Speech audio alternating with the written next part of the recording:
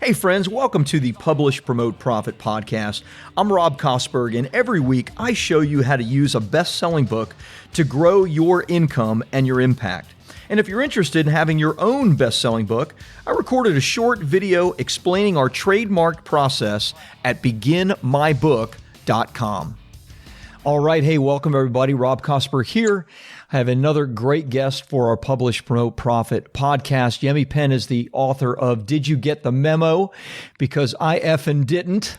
Very powerful title there. She's a documentary producer, speaker, engineer, and all-around fearless thought leader on creating your own memo, which I like that. We're going to get into details on that. She's a serial entrepreneur with businesses in Sydney, London, and the U.S. Yemi instigates us all to use our trauma as a catalyst for transformation and growth. Yemi, thank you for being on today. Great to have you on the Publish, Promote, Profit podcast. Thank you so much for having me. I'm excited to share stories and thoughts. Love it. So what memo have I maybe not gotten? Or maybe others haven't gotten about me? It's a very good question. Just imagine all of them. Like, I think there was this secret I felt there was a secret that everybody else had been told how to live life and how to show up. And it just felt like at some point I was the only one because there was a lot of shame attached to it. But it was only when I got brave and I relocated to the other side of the world that, I just kind of whispered to someone, did you get the memo on how to get it right? And it just became a thing. There's a possibility we have all missed one memo at some point, or there isn't one at all. Still trying to find out, Rob. Interesting. So give are there like a top 5 or 10 memos that, give me some of your top memos, or that, because I know you work with other people perhaps in helping them. Like what have you seen that others may have missed, or is it on relationships, life, career, money, fill in the blank? Spot on. Absolutely all of those. And I say this not facetiously, but there is a little bit of humor to it, but genuinely, because this is where the inconsistencies lie. And this might be where part of the truth is. I think some of the memos we may have missed or that are out there is this memo on an education. There's a certain way you get an education. Typically I was told it was, university was the minimum I needed to have in order to be successful. And that's definitely been questioned time and time again in recent decades, that's for sure. There's another one on marriage, on, the memo around marriage that I got was that it needed to be between a man and a woman and there was no other love. And you ideally met with someone at university and you literally stay married for the rest of your life. So I've already given so many layers there that can definitely be different as we know in the world and have known for decades again. And then, another one, just another simple one, is the memo about money. I think that's the biggest one that we don't know, because the money stories we all have are so vast, yet it remains the most used resource in the world. And I think I will be looking for that memo or creating a new one probably till my last breath, because now we've got cryptocurrency and other stuff. It's like, so what does money really mean? So a lot. I could go on, but I want to give you a chance to ask a question. Oh, I want to talk about money. I like talking about money. And I'm a huge cryptocurrency advocate and have been for, over 5 years now. And so talk to me about what that means to you. Not the cryptocurrency part, though. Feel free to dive into that. But when you say, you're obviously a successful person. You have multiple businesses on, in multiple countries. And so when you say you'll continue to check to see if you've gotten the memo until the end of your days, what does that mean? What do you mean by that? I think the big thing means is that the money story changes all the time. So in my book, which I'm sure we'll speak about, there's a chapter that I call The Genetics of Money. And I love a play on words because they only have the meanings in which you give them. But the genetics of money starts off by, what do we inherit first and foremost with our money story? What did I hear my parents talk about? Did I hear my parents say, no, we can't buy that because we can't afford it? Or money doesn't grow on trees, or you have to work really hard for money, or we don't make money, other people make money. What did I inherit that, whether I knew or not, became my mantra? money doesn't grow on trees, and how much did I take that in? So that's just the baseline, and that's what I kind of highlight in my book. But then as time has morphed on and I've kind of squashed that memo and started creating my own, even though I started making more money at like 15x the income I was making, I didn't know what to do with it because I'd never received so much money, nor had I ever been trained on what to do with it. Didn't even understand the concept of investing in property. And that's where I lost my first batch of money, because I just went to a seminar and put money down, but with no wisdom or knowledge. And then poof, the money was gone. Right. So the memo about money, I think, is a continuous journey, but we've got to check. And I'm now doing it again. I was even just clenching, as you said, you own multiple businesses, because all of a sudden I don't want to own multiple businesses. I actually just want to be. And this is something I'm just morphing into. So the money story changes, I think, first with inheritance, then with our own personal growth. And as life changes, I think it changes as well. And I think most of us fear money, either the accumulation or the loss of it. Yeah. And we're just stuck in this conundrum. So related back to the book, obviously your book is your story, but also geared toward helping others with their own memos and stories. Yeah. Talk me through the journey of that. How do you help people to kind of see what memos they may have missed and how to be aware of that? The biggest thing I do is ask questions. I think one of my fears in writing a book, becoming an author, a speaker, and a number of other things, was people feeling that I would have the answers for them. And that's what got me stuck, is thinking that somebody else was always going to come and save me. Nice. I think we can look out for people who can do stuff and give us guidance. So what I do is ask those really life-defining questions that either just come innately or because I've heard other leaders speak about it, but I just add a different tone.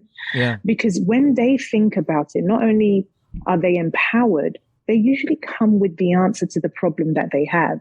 So in my book, I kind of share my story first, because I think most of us because I think I'm one of the few who've come out and said, hey, you know that memo you've been following? It turns out, firstly, it doesn't stack up, or that it's not actually real. I think in telling my story, I've given people permission to speak without shame. Shame is a big part of my book that I think I needed to just eradicate or have less of. So I give them permission, and then, probe them with questions that they can answer, and then they can ask more questions, because asking questions, especially high quality questions, has probably been the biggest part of my freedom. I've heard, and I love the saying that the quality of your life is dependent upon the questions that you ask. So absolutely. Do you have some standard, is not a good word, but some regular questions that you ask of yourself and other people when it comes to them kind of determining what memos may be running? And once again, very little knowledge is new knowledge. So someone else, I'm sure, would have said this, and they're so basic. But one question is, why do you do what you do? And, you even mentioned before we came in, we'll look at the whys behind things. Well, why do you do what you do? And is it working out for you? It's funny, I've asked those two questions to a family friend, and it was, I just thought it was just, it's the equivalent of me just saying, hi, how was your morning? Right. I asked her, and you could see the cogs in her brain going at such a fast pace, because either she had never stopped to even ask that question, or in asking the question, realized that she was doing something on autopilot, but it turns out it was not working out for her. Those two questions tend to be big. And I just say, just pause and sit with it. And they tend to know whether it is. And honestly, when I've asked that question 8 out of 10 times, they haven't figured out the why, because that's usually quite deep, but they figured out pretty quickly it's not working out for them. Right. And then the question continues, okay, why do you think that happened? And, so on and so forth. I would assume you may get some negative responses now and again asking that question. Yes. Do you see people get angry, even though I'm sure you ask it with kindness and with love, but the whole, and how's that working out for you? Yeah. Well, Rob, I think one of my superpowers is, what's the way I say it? I know how to give a swift kick and love and a hug at the same time. So I have this skill of putting it together. And to be fair, Rob, I don't go telling people or just trying to speak to people that haven't asked. Most of the time, people check in with me, whether they've read a story of me going from nothing to making money, or they've heard how I've changed careers or, in being an author, changed parts of my life. So most of the time they come to me to ask the questions, and I usually see that as a sign of, okay, they're open to hearing a different perspective. Right. So yeah, I haven't had any fly kicks yet from that question, so I'm good. Well, when you mentioned that you asked it of a relative, that's immediate. I was like, oh, I don't know if you want to ask that of your family or friends. I know. I had softened her by then, so it was all good. That's good. So talk to me about your businesses. Are your businesses connected with your book and your mission or not? I mean, I know there's always connection in that it maybe gives you the finances to do what it is you want to do, but is there a direct connection with your mission and your businesses right now? Or is it more the businesses are a means to an end and there's no right or wrong? I'm just wondering. Yeah, it's a really good question. I guess, and this is why I love doing podcasts, because I learn more about me.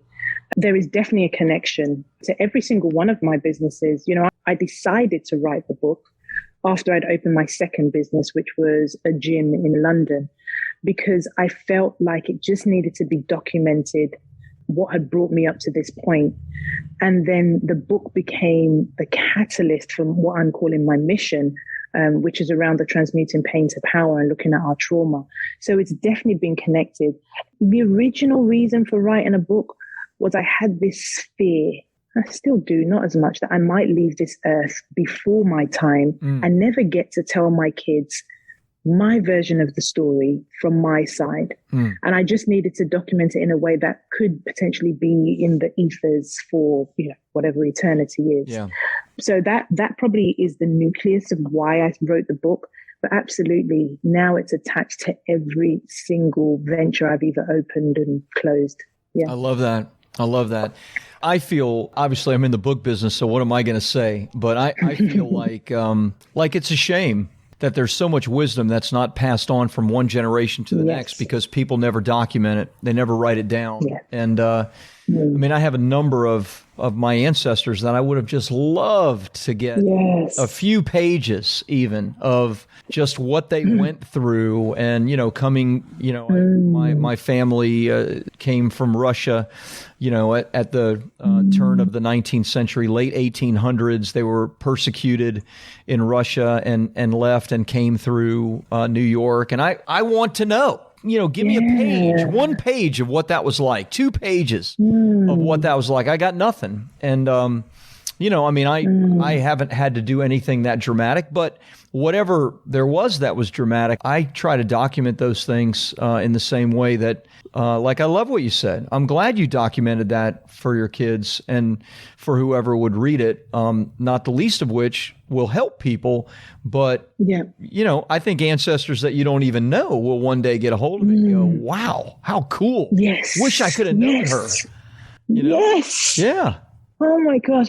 I mean, just you talking about that rich history you have, like my brain just goes in, wouldn't it be good if we could just give everyone like a template? Like, we just need you to write, what do you know now that you wish? Like, just give a template for people to just share in their lifetime. And if they could do it at certain increments, because we never know when we're going to go. Honestly, Rob, I think we would solve most of the world problems. It's a double-edged sword where people don't want to talk about their business, but then I think please share your business so that we can, not repeat the same mistakes or know why something happened in a place so we can continue in your honor. Yeah. I mean, damn, I want to know more about that story. Yeah. Isn't it amazing? I mean, this world has existed for so long, but we know so little in one sense, beyond like what we have, right in front of our own faces. And and honestly, even with the way we watch history be rewritten with our own eyes, we're like, oh my gosh, how much of the history that we weren't around for can we even trust or believe? That's like, correct. Exactly. The older you are, you're like, oh my gosh, man, it's just, I love reading, especially historical stuff, so that it would be more meaningful if I had that from my own family. And so, again, congratulations for doing that. I think that's a great motivation. Obviously, it's gone far beyond that, helping others and even helping yourself, which I guess I'd love to kind of transition and ask you about that. You wrote it for one purpose, as you just explained, but I would also assume that the book has done things for you outside of that purpose. And so I always like to know, like, how are you using your book to get more of what it is you want, whatever that is, to get your message out, speaking, to grow a business where you're helping people or not. Yeah. Talk to me about how you're using your book, or if you are in that way. Yeah, I mean, exactly. And I'm glad you put that last bit. There are parts of me that don't feel I use my book as much as I could with some of the other things I do. And I'm beginning to learn that. I'm sure you've heard it before, but I was advised when I first wrote my book, even though the first intention was just to get it out, is that my book becomes my business card as a speaker. It becomes the content that everyone can hold on to for conversation, for further digging, for invitations to stages. When I did my book launch, because I like talking, and I tend to convince myself, well, I'm not a writer because I'm an engineer, so my book is like this thin because I'm like less words and more formulas, but I just have to focus on the content and getting it out. But when I did my book launch, I remember a publishing rep was there, and I was signing, and she said, you're going to need to get a lot faster at signing because people are going to want to know more about your story, and you need to keep building these assets. And I was like, what assets? What? And I just figured out what she meant. And she said, basically, this book is one of your first assets. You need to start building other stuff. And from that, I built an online course because people read it and they typically want to know more. Right. Well, how can I do this? How can I do that? So without not wanting to tell people, I decided to create a manual, as I call it, which is just like a create your own memo online course. And then from that, I would have webinars from my book, which was just genius. Every single one of my chapters equates into a speaking topic. So it was like in writing the book, I had somewhat created so many other revenues. It's just that I hadn't put it together for quite a few years. So that's what I put to a speaking agent. I was able to get a speaking agent a couple of years ago. And so I get booked for speaking. And then also actually writing that book helped me to, get a place for a PhD at a university here in Australia. So once again, things I didn't plan, but have worked out. And the book is like the gift that keeps on giving. I love it. Because every now and again, someone quotes me on Instagram and I'm like, say, what? Where did you get that from? Like, I wrote that? Yeah, multi-purposes. Boy, you said something I've never heard before, and I'm intrigued by it. I love using it for speaking. I would maybe challenge you a little, your book is your best asset, and use it in everything. I mean, our clients, we cold email it, cold mail it to people. In fact, over the next 4 weeks, I am mailing 1,000 copies of my book, which is no small sum to do that. No, but I'm mailing 1,000 copies to CEOs of companies between 20 million and 100 million with a sales letter and then a personal URL where they will be able to get in touch directly with me, because that's what I do. We ghostwrite, we do book publishing, but that is part of our campaign, is putting my Wall Street Journal best-selling book in their hands. So I'm not suggesting you need to do that, but any ways that you can use it, it's gonna blow your message up, getting it in people's hands. But you just said something that's really cool. You said about it helping you to land your place in your PhD studies. Could you talk to me about that? I hadn't heard that from anybody before. I had always believed that it could help in that way, but I've never seen anyone use it that way. Oh, it has. And it's not going to be as profound as you probably think it is. But so I wanted to do a PhD, and I didn't want to study again. That was the first thing. I'd managed to convince myself I just didn't want to do it. And I think that's because of, I don't know, the stigma attached to it. And then 4 years. But when I had the topic and I finally found a supervisor, I just told her my story. Once again, that's related to the book. I just told her my story. I didn't overthink it. I didn't try to over-academize it or make, it was that. Then she got somebody else and she seemed to be impressed. And then she got someone else who was going to officially be my supervisor. And she said, do you have any experience? Have you done like major research? Have you done this? And I hadn't. I had a master's, but I didn't really classify that. I was just trying to get through it. And then she said, have you written a book? And I said, yes. And she said, is it published or self-published? And this is where I thought, okay, this is where it's going to fall down. I said, no, self-published. She says, okay, it doesn't matter. What was your process for writing it? What level of internal research did you do? What external research? Didn't need to be fiction. And just that alone, she kind of highlighted me a skill I didn't know I had in writing a book. it was research of some sort. And when you go back into academics, I've completely underestimated how much they appreciate research. It's the reason for the peer reviewed. Even the world we live in today, every time someone had a question on what was going on in the world, it was, has it been peer reviewed? Now, I have some questions. I think there's some limitations. But that was really huge to them saying, okay, yep, we can go and prove to the board that you are ready to do a PhD. And I've managed to convince them to let me do it half book and half documentary. So I'm winning. I don't have to write too many words. Congratulations. I love it. Thank you. I love it. Yeah. My son, when getting into college, we talked about, he wanted to get in for physics and math in a pretty prestigious university. And it was more like me than his mom, and, just blew off the first couple of years of high school. And so he didn't have great grades. But I said, I bet if we did a book, I bet it would help you to land it. Now, he ended up landing it anyway, and we never did the book. But I always thought that a book could help with that. So here we go. I mean, that, you are proof positive that it could work that way. I love it. Absolutely. Great. So, talk to me about sum all of this up for those that are listening. Like, we know we have these internal programs running. We know we have memos that we maybe are latched onto, others that we've never gotten. What are the first steps? What's the process that somebody needs to take to, just begin kind of thinking, is there part of my life that maybe I'm missing out on, or does that even matter? Where does somebody begin with that? And your book is a great place, and we'll give them links to that. But even before that, where would they begin?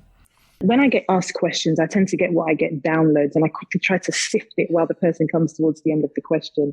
And this is exactly what went through my head, the dialogue.